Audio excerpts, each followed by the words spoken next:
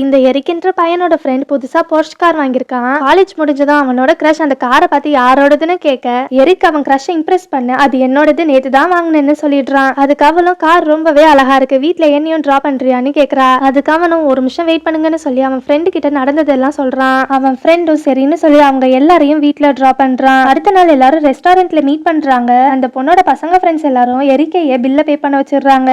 Eric கிட்ட காசே இருக்காது, ஆனாலும் அவன் ஃப்ரெண்டோட கார்டை வாங்கி பே பண்ணிடுறான்.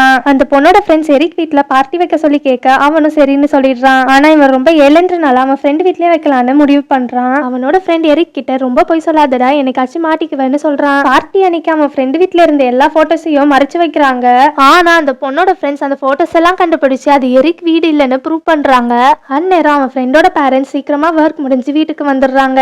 எரிக் போய் சொன்னது தெரிஞ்சு எல்லாரும் அவனை கேலி பண்ண ஆரம்பிச்சிடுறாங்க. பார்ட்டி கேன்சல் ஆயிட்டு எரிக் சோகமா வெளியே உட்காந்துட்டு இருக்கான். அந்நேரம் அவனோட கிரஷ் வந்து எனக்கும் கேரக்டர் ரொம்பவே பிடிச்சிருக்கு, ஆனா இனிமே போய் சொல்லாதன்னு சொல்லிட்டு போறா.